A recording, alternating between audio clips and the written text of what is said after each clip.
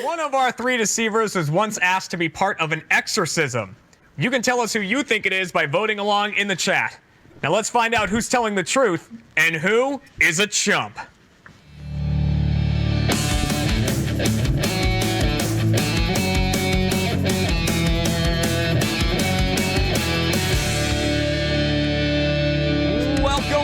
Welcome to Chump, everybody, the Rooster Teeth game show all about lying and deception. I'm your host, Jeremy Dooley, and this episode is brought to you by ExpressVPN. Protect your online privacy today by heading to expressvpn.com/RTTV. And now it's time to introduce our three deceivers for today's episode, starting with deceiver number one, Sarah Weems. Welcome. Hello. Sarah is here. We're also joined once again. Deceiver number two, Jessica Vasami is back once again. Hello. On the deceiver side. And the bane of all of our contestants' existence, it is once again Ryan Haley is back on Chump. I'm coming for you, Jeff. I'm coming for you. Let's go. Go, Chump. And of course, and yes, as you heard Ryan say right there, our contestant for today's episode is Mr. Jeff Ramsey. Welcome, Jeff. I'm scared of Ryan there he now. Is. That's very intimidating. You should be. You should be very scared of Ryan. Quickly becoming a staple on Chump is Ryan. But you are all returning. You've all been here before, even though, except for Sarah, first time on the show. There we go. Sarah, how do you feel you will do today, especially against Jeff? How do you think your lying is going to be? I think it will be great. I think I've got a hold on this, and I think that Jeff won't see through me. I think it'll be good. Ooh. I think she's gonna crush it. I'm scared of Sarah. I am too. I don't know. Sarah was so nervous before we went live, she had to get a puke bucket because she was scared. I did not. I didn't. Jeff also came in here with like a bullseye on Jessica. I said, how do you feel to be in the contestant? When is there not, though? And Jeff's only response was, I just need to see through Jessica's bullshit and I'll be fine. That was Jeff's response to being a contestant. We'll see, Jeff. We'll see. Can't wait. Let me tell you, this episode of Chump is going to start out on a real note. And we're going to jump right into it by going into our first game, which is called Just the Facts. Now, in this game, all three of our deceivers are going to be defending one fact that we're giving to Jeff Ramsey. So this is only true about one of our three deceivers. So they'll be answering Jeff's questions truthfully, but the other two are lying and trying to get Jeff to think that that fact is about them. Jeff will question each of them in whatever order he wants. Up to my discretion, I'll tell him when to move on to the next person. And then at the end of the game, Jeff just has to tell me who that story is really about. An audience will be voting along as well, using the buttons that are coming up in the chat. And if you're on mobile, works a bit differently. You're going to do #1 to vote for Sarah, #2 to vote for Jessica, and #3 to vote for Ryan. You write that in the chat. Only if you're on mobile. Don't worry about doing it if you're just on a browser or whatever. You should be totally fine. Now, the fact in question, and I want to make sure I read this thing word for word. Jeff, this is the first fact we're using for today. One of our three deceivers says that their mom was involved in the Challenger disaster. One of our three deceivers, their mother was involved in the Challenger disaster. So... Audience, you're going to be guessing who this is really about. As you hear the stories, you can change your vote at any point. Jeff, who do you want to question first about this? That's a great question for me, Jeremy, and thank you for asking. Just so I make sure I understand the premise of the show, one of these people is telling the truth. The other two are lying, which means that there's a 66% chance that two of the three people on this show will be, if they're religious, will be going to hell. Is what I just want to make sure I understand. I mean, I would say like there's eternally 100% damned chance and that two of doomed, the three people. ethically, morally corrupt. Okay, so all right, so I need to figure out which one of these people is the least evil. I'll start. I don't really have a preference. They all look damned to me, so I'll go on the left. I'll do Sarah. All right, Hi, Jeff. starting What's with up? Sarah. So there's no timer on this one. So whenever you're ready to start questioning Jeff, go for it, and I'll jump in when you've had enough. How did your mother cause the Challenger accident? So, very specifically, my mother did not cause the Challenger, but they thought she did because she worked on the O-rings. But it went under investigation, and it wasn't her company. It was a different one. What does that? So you said she worked on the O-rings. Was your Yes. mother she worked at like a NASA Jiffy Lube type thing, or I don't know where was she an worked. O-ring scientist? What was her So job? she has a degree in civil engineering, and Okay. she I don't know the specifics. She was manufacturing them because she's like really obsessed with space, and so she found a job in Colorado, and one of the things was like working on parts for spaceships, and it just the O-rings were the piece of it, and and then it blew up, and she was like, we told them it was going to, and they shouldn't have done it, but also it wasn't our O-rings. Was there a moment when your mother felt responsible for all those deaths? I've never asked her that, I'll be honest. I don't think so, because again, it was not her. And also, I didn't even find this out until I was like in my 20s. Like, she just like low-key just like said it to me in passing, and I was like, I'm sorry, rewind, what? Oh yeah, it's not something she brings up as a party favor type story. Yeah. No, Okay. it's not. That's all the questions I have for you. Thank you. Okay. All right. Moving on from Sarah. Jeff, who do you want to go to next about this? I guess I'll go with Ryan next. And prolong having All right, to talk to Ryan Haley. Jessica. Jeff, whenever you're ready to Thank you, begin your Jeff. questioning. Oh, he's got the shades on. Begin your questioning. Ryan, first question. First question. Where did you get that zebra print blanket in the back? That's a great question. I don't even know where I got the zebra print in the back. It's a comforter. It ended up in my bed one day. I wish I had a good answer for you there, Jeff. It's the Well, truth. as I think it's the thing is when a comforter like that ends up in your bed, it doesn't leave, and I'm glad that you're displaying it. It's Nothing leaves once it's in my room. matches the glasses. Where are you from, Ryan? Where did you grow up? So I'm from Tennessee, Memphis, Tennessee. That's the answer. And was your mother living in Tennessee when this happened? No. So what happened is my mom's a teacher, and there was a essay contest. There was this thing called Teachers for Space or something like that, right? And they had an essay contest they wanted to bring a teacher into space. Ronald Reagan really wanted to bring a teacher to space. So my mom was the runner-up to the runner-up. So that meant that, if two people got hurt or something or couldn't make it, then my mom would have been in the Challenger disaster. So she wasn't really directly involved, but she was, she would have been there. There is a chance that she could have been there in the disaster if things had gone wrong with the other two people. So, but it didn't happen. Now I'm here today. Well, thank God. What grade Thank God. did your mother teach? My mom taught second grade. Second grade. Okay, excellent. And what year were you born? 86. So this was 3 years before. Well, the Challenger was 3 years before I was born, but the essay contest was like 5 years or something like that. Yeah. And then, is your mother secretly a communist or working for Soviet Russia? I'm going to plead the fifth on that. I don't really want to give my mom. I don't want to dox my mom and her communist party That's leanings. fair. Yeah, All so right. I'm just not going to answer that at all. Okay, I think that's Jeff, all the that's your questions I final have. question there. Okay, Yep, cool. perfect. Good call, Ryan. Good call. Oh, it's take a break. Take a break. Take a breather and a break, but you can mix those together into a break. It's the hot seat. So that leaves Jessica as the final person to question on this. Jeff, you ready to question Jessica? Yeah, that's fine.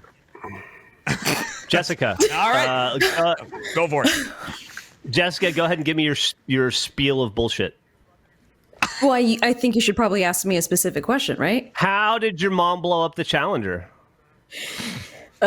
She did not blow up the Challenger. She wasn't in mission control or any of those high positions. She was on the admin side of like the operations unit, as in all she did was order parts from Florida, from Texas, from across the seas and stuff like that had to do with putting the shuttle together.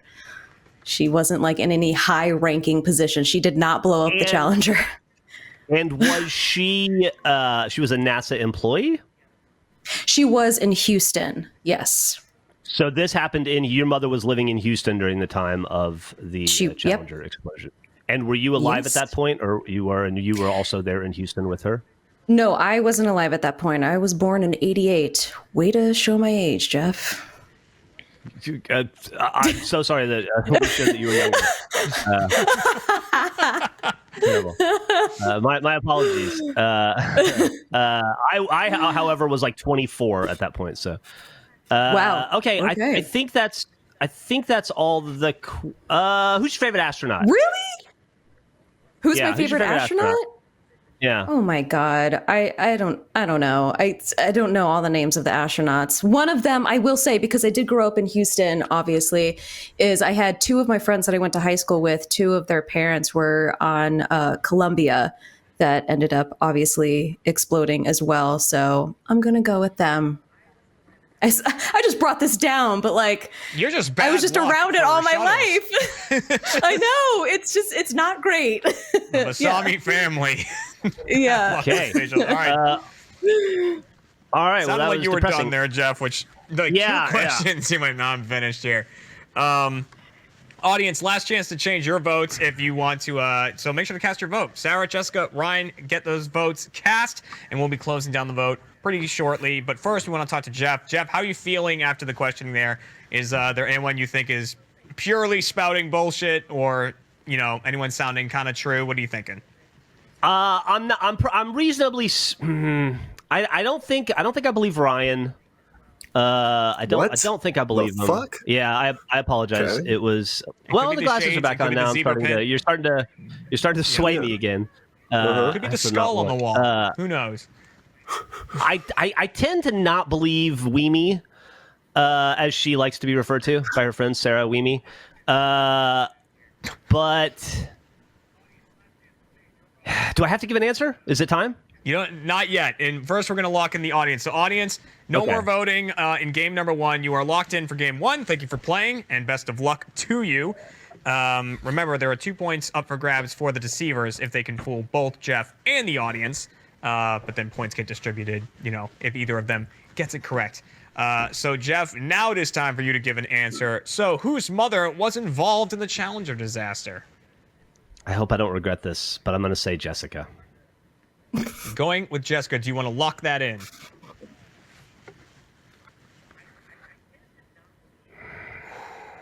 Yes, and I'll say I recognize that I may be making an incorrect choice here, but that's okay because if I am, it's informing me in other ways. I'm locking it in. Got it. All right, lock in Jessica as the one telling the truth. Now, before we can reveal who the story is really about, we have to see how the audience voted. So, audience, let's see those percentages. Who do you think this story is truly about? What? And they agree with Jeff. 53% of our audience thinks this is about Jessica. Only 13% think it's about Ryan. So, in agreement there, both of them just cast Ryan out almost immediately. But it is time to truly reveal it. And the person whose mother was involved in the Challenger disaster was Sarah Weems. It was truly about Sarah. It was Sarah. Do it. Yeah. The O-rings. All right. Yeah. All right. I'd like to say my mom has sent a correction. She has sent a correction. She was a quality insurance engineer at the time, but she did start getting her degree in civil engineering. So okay. I won't make another mistake. That was good. That was 50-50 for me, and now I know. Jessica, the that was way awesome. Sarah told me this story like a week ago, and the way this came up for Sarah is really incredible. The way she learned, and we're gonna talk about that in the post show in Chump Change. But it is quite a story in itself when Sarah learned this in her 20s. So this episode of Chump is brought to you by Bespoke Post. You guys, it's spring. We're all cautiously coming out of our houses and basking in the sunlight and outside air. It is the perfect time for adventuring, and Bespoke Post's Box of Awesome is the best buddy for all your outdoor spring exploring. They have a ton of really high-quality items, including the Damascus steel blade that I got from them. I always take it with me when I go out hiking, camping, fishing. It always comes in handy, and like I said, it's a very high quality, like all of their products. Bespoke Post has a new lineup of spring boxes to upgrade your life, from a pretty sweet hammock with a camping blanket to the deployed keychain with tactical tools for everything, even a grappling hook to grab things from across the room, like your Batman. That's what he does. They even have Mother's Day gifts. Get started by taking the quiz at boxofawesome.com. They've got new boxes every month across all kinds of categories. Sign up is free, and you can cancel or skip a box whenever you like. And you can get 20% off your first monthly box when you sign up at boxofawesome.com and enter the code CHUMP at checkout. That's boxofawesome.com, code CHUMP, for 20% off your first box. Thank you very much, Bespoke Post. But that means at the end of that game, the Deceivers managed to take both points. So 2 points for the Deceivers for fooling both Jeff and the audience, making the score 0-2. But of course, it's not about getting the most points. It's about not having the least points at the end of the game. And there are 2 points up for grabs for all 3 teams in this next game, which is called Pushing the Envelope. I've got 3 envelopes here, which are actually branded, and I will be taking home with me. And in each of these envelopes is a true fact about one of our deceivers. So one about each of them. I'm going to shuffle them up and redistribute them. So they might get their own fact, or they might get someone else's fact. Jeff is going to question each of them for 60 seconds about the fact that they received. If it's theirs, they answer his questions truthfully. If it's not theirs, they lie and try to get Jeff to think that that fact is indeed about them. Audience, you work a bit differently, but we'll get to that in just a second. First, let's distribute the facts. Starting with Sarah. Sarah Weems was once asked to be part of an exorcism. Once asked to be part of an exorcism. Jessica Vasami, there it is, has a treasure map of Westminster Abbey. Treasure map of Westminster Abbey. And Ryan Haley was once mistaken as being part of a drug deal. Jeff, those are your 3 facts. I don't know why anyone would think it about Ryan. But audience, you're voting on one of those facts in particular, which is who was once asked to be part of an exorcism. Sarah is claiming that this is about her, and after hearing all the stories, you need to say who you think this story is truly about. It's a bit harder, so there's 2 points up for grabs here if you manage to get it right. Now, Jeff, you have 60 seconds to each person. Who do you want to start with? I'll start with Sarah. Oh, again. Okay, Sarah. Jeff, let's go. Yeah. What's up? Once asked to be part of an exorcism, so audience, pay extra close attention to this one. 60 seconds on the clock. Ready, get set, go.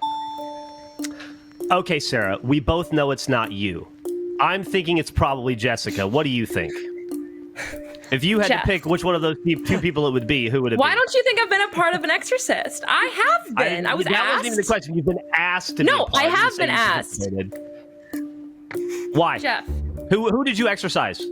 I didn't exercise anybody. I got asked. It was like, I got a weird religious family, and one of them felt like there was something weird in their house, and like shit was flying around, and so they asked me to come and partake in it. And I said, fuck no, because you don't fuck with ghosts. Like, that's the #1 rule of the world, is you don't fuck with ghosts. Yeah. Okay. Well, we did 2 seasons of a ghost hunting show, and this never came up in polite conversation. I find Yeah, that because to I'm not be going to fucking tear down your entire idea of a show, Jeff. You were so excited about it. You know what? Like, how much did I used to talk to you? they're- I didn't ever talk to you. You just sit in your corner, I'd sit in mine. You can come say hi. Liars Jeremy said cover hi to up me. their lies by swearing and being loud and aggressive. Oh, and like I don't gesturing swear wildly. all the time. That's all I'm saying. I just feel like Doesn't I'm apply mad now. that you don't trust me, Jeff. You think I'd lie to your face? Like, I just told the truth. truly in it. Just like I think you're required to lie to You me. don't trust me. I appreciate this whole thing you've got going on here, but yeah, I don't buy for a second that it was you. Do I now Okay. move on to Alright, the next Jeff. person? you now move on to whoever you want to move on to. Okay, and we're still doing on this. We're still doing this first one, right? No, there's a Just new the one, Jeff. exorcism. Come I on, can pay ask attention to everyone the has game. different facts. I will So I remind can you of the ask facts anybody- when you. When they get to it. Okay, No, so you I'm asked still them just about on the the facts they exorcism. received. No, Okay. Yeah, no, the the facts exorcism was they just have. Sarah. So Sarah. So it's the facts that they have. So if you want to go to Okay. Jessica, I'm gonna talk to Jessica's the one who Jessica has now. a. Yep. So Jessica's fact is that Jessica has a treasure map of a Westminster Abbey. That is Jessica's fact. That is the fact you'll be questioning about. 60 seconds on the clock for that. Ready, get set, go. Okay. Why? Why what, Jeff? Why do you have a treasure map of Westminster Abbey? I didn't go looking for it. It came to me. Okay. Can you give me 3 facts about Westminster Abbey? Well, that's where the royal weddings take place, which is one of the reasons why when I was in England, I wanted to go take a look. And also, it's an historical site. Look, I'll just tell you the story, okay? Please. It's not as cool as it seems. I was in front of Westminster, and there was, I believe he was a homeless man. He came up to me, and he only had one of these piece of papers in his hand. He didn't have multiple. It wasn't like he was just asking for people to buy them or just giving them out. He had one. He came up to me, and he's like, I have a treasure map of Westminster. I know this sounds like something out of a freaking movie. He's like, I have this. I was like, oh, great. Thanks. And I've had it ever since. Now, Jeff, I'll allow you another question here. I don't need it. If That's you fine. want one. Okay. No, I'm good. All right, that leaves Ryan Haley as the final one to be questioned, who was once mistaken as being part of a drug deal. Jeff, you have 60 seconds to question Ryan about that. 60 seconds on the clock. Ready, get set, go. Okay, Ryan, I'm going to be honest with you. I 100% believe that this is true. So just tell me the story and I'll believe it. Well, let me just start off by saying it was one big misunderstanding. Sure, it always is. Yeah, so I was trying to buy an iPhone, and I met somebody kind of in a weird spot, and I was very stupid, and very publicly, a lot of people saw me give this person a lot of money, and they were going to go and get the iPhone for me, and then meet back there, and then then everyone thought that I was coming to buy drugs, and that was around there, and then when the person returned. So then, by that time, cops at some point come, and then they found drugs on the one guy, and then he said that he was getting me drugs, but he really was getting me an iPhone. And then I got kind of pinned for this drug deal gone wrong, is what happened. And then Jeff. what happened? How did you get out of that? I had to show him the email that said, hey, I'm coming to pick up a fucking iPhone from you, not weed. So that's how I got out. That was the subject line of the email. Yeah. I'm coming to pick up an iPhone from you, not weed. Okay. That is your 60 seconds to each person there, Jeff, about the fact that they received. Remember, audience, you are voting on who was asked to be part of an exorcism. There wasn't a lot of questions for Sarah about it, but do you think that it is truly about Sarah? Do you think it's about Jessica, or do you think it's about Ryan? You can cast your votes on that. 2 points up for grabs. So, Jeff, what we're going to do for your answers is we're going to go down the line from Sarah to Jessica to Ryan, and we're just going to get from you if you think they're telling the truth or telling a lie, not necessarily whose story is whose. But before we do that, after your questioning, is there anyone you completely don't believe, or is there anyone who's managing to sway you with their story? What are you thinking here? I actually think Ryan did some damage to his story with how poorly he told it, but I still believe him. He's the only one I feel super, super strongly about. Yeah. Ryan looks like he's doing a drug deal right now, says the chat. Yeah, he is. Yeah. Now, where are you falling with Jessica and Sarah? Well, I mean, I can just tell you right now, I'm a treasure map of Westminster Abbey seems like the most Sarah Weems thing ever made. So I don't know how it cannot be her. And the first time I hung out with Jessica Vasami, she spent like 45 minutes telling me she was a witch. So I feel like He tells this story all the time. Well. Yeah. Interesting. So I feel pretty certain about those two as well. But I don't want to. Seems like you feel pretty certain. So before we do that, let's lock in the audience. Audience, you're locked in on your vote on who is asked to be part of an exorcism. Thank you for playing game number 2, and good luck to you, Jeff. It's time to go down the line. We're going to start with Sarah. So Sarah Weems asked to be part of an exorcism. Do you think Sarah's telling the truth or telling a lie? I do not think Sarah's telling the truth. I think that she is telling a lie. All right. We're going to lock that in, Jeff. Thank you. Lock that in. Lock in Sarah as telling a lie. On to Jessica. Jessica, who has a map of Westminster Abbey. Is Jessica telling the truth or telling a lie? Jessica's obviously telling a lie. Sounds pretty certain. Let's lock in Jessica as telling a lie. On to Ryan Haley. Was mistaken for taking part in a drug deal. Jeff, is Ryan telling the truth or telling a lie? I'd stake my life on it. That man's honest. Lock it in. All right, let's lock in Ryan. He's telling the truth.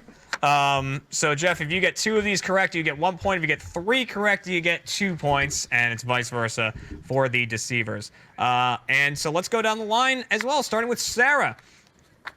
Sarah took part in... Oh, no, wait, we got to see what the audience said. Audience, who do you think was asked to be part of an exorcism? Who was asked? Who was it? They seem to be agreeing with Jeff here. 75%. 75% might be the highest value we've had so far. Think Jessica. 9%. Single digits for Sarah. 16 for Ryan. Second place. See, I think that was never going to be Ryan with that drug deal story in there. But so now we can go down the line and see what the truth is. Starting with Sarah, who was asked to be part of an exorcism. Jeff, you thought she was lying. I can reveal Sarah was telling a lie. You are correct about that. There was a lie. So you knew right away that would have probably come up in our Haunter escapade. On to Jessica, who has a treasure map of Westminster Abbey. You thought Jessica was telling a lie, and I can reveal Jessica was indeed telling a lie. You also got that one right, Jeff, so you will get a point for this round. And now will you get 2 points as we go to Ryan Haley, was mistaken for taking part in a drug deal. You thought Ryan was telling the truth, such an honest face, and Ryan was telling a lie. All 3 of them were lying. Ryan, Chump Cam! Chump Cam! You're on the Chump Cam! You suck! Oh, you suck! Here's the deal. I fucked the story up. You're so refuse right. to I fucked the believe- story up. You know, I was not on top of the game. That Ryan hasn't been accused of being in a drug deal at some point in his life. Maybe not At that some specific point. moment, but come on. Okay, there has to have been a point. No, and the drug deal story is actually from Sarah Weems. The treasure map is Ryan Haley's story. That's and right. It's even better than you think it is. We'll talk about it in Chump Change. But yes, that means that the exorcism story, you nailed it, Jeff, is about Jessica Vasami, which means That was an easy one, Jeff. Correct. So that means that Jeff gets a point and the audience gets 2 points, which means right now Jeff is tailing slightly, but it's a very, very close game. This episode of Chump is brought to you by the RT Store. Now let's take a minute and talk about the Rooster Teeth Store. Have you guys checked it out lately? Because there's a lot of really cool merch there. We've got the all-new Pride merch that you should definitely check out. There's the eco-friendly merch. And, of course, Jack and Jeff just launched their new podcast where they talk about theme parks called Annual Pass, and the merch from that show is out now, and it is really, really good-looking stuff, so make sure to pick some up. You can get t-shirts, hoodies, hats, and tons more from your favorite Rooster Teeth shows and brands right now. And keep an eye out this month for our biggest and best Pride collection ever. That's what I just talked about. Scan the QR code below or head over to store.roosterteeth.com to start shopping right now. Thank you very much, Rooster Teeth Store, and make sure to pick up some merch right now. Now back to the show. As we go into our final round. Now I don't think it's possible that there could be a 3-way tie for Chump. We've never had that happen before, but there could be a 2-way tie for Chump in this episode. Let's find out with our final game, which is called High School Dilemma. Woo. So in this game, we're going to give Jeff a high school fact about one of our 3 deceivers. All 3 of them are going to be acting like this fact is about them. Jeff is going to question each of them for 60 seconds about this fact to try to determine who it is really about. The person who it is really about will be telling the truth. The other two will be lying, trying to get Jeff to think it's about them. And for this game, we have a superlative on the docket for today because one of our 3 deceivers was voted most likely to write a bestseller. One of our 3 deceivers was voted in high school most likely to write a bestseller.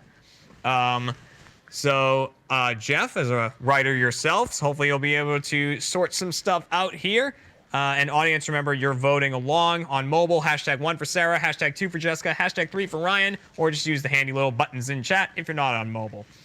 You get 60 seconds to question each person. Who do you want to start with? I'm going to mix it up this time and start with Ryan. All right, Starting with go. Ryan this time. All right. All right. The shades are on. 60 seconds are on the clock. Ready, get set, go. Ryan, I hear that in high school you were voted most likely to what again? Most likely to have a bestseller or write a bestseller. So is that like when you open up the yearbook, that's under your name, that kind of thing? Like, Yeah, well, there was a bunch of funny superlatives like that. Yeah. You know, yeah. And why was it tongue in cheek, or did people really think that you would write a bestseller? Well, I had a famous gossip column in the newspaper, the high school newspaper, Ryan's Hot Goss, where I'd spill my hot, steamy goss all over everybody. And it was everyone liked it, very popular. And so then everyone knew me for that. So then everyone thought that I should parlay that into writing a bestseller because I was the best writer around, you know? Oh, okay. Excellent. Yeah, I don't believe that for a second. Okay, fine. Let's move on then. Yeah, I think I'm good. I'm good on that one. All right. Okay. All right. It might go without saying, don't spill your hot, steamy goss on people, everybody. Well, Just worked out for me. Have conversations, And worked. You know what? It did work out. Look where he is now. Hey, look where where I made am. it all the way to here. Not a drug dealer. Yeah.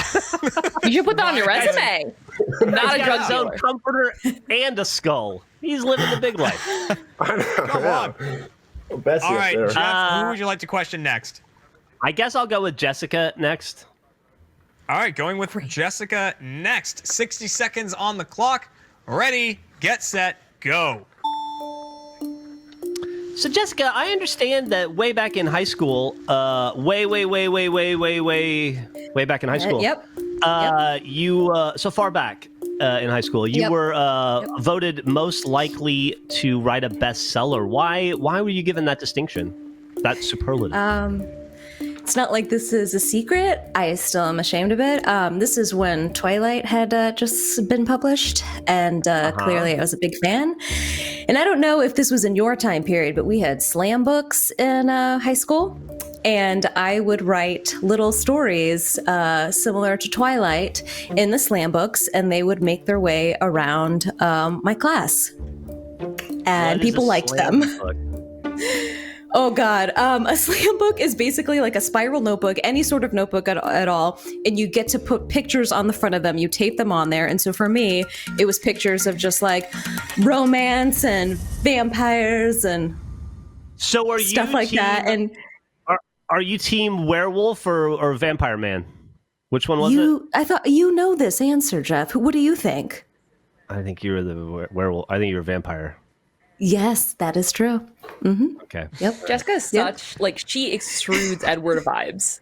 That's I know. I was like, I feel like that's such an obvious answer.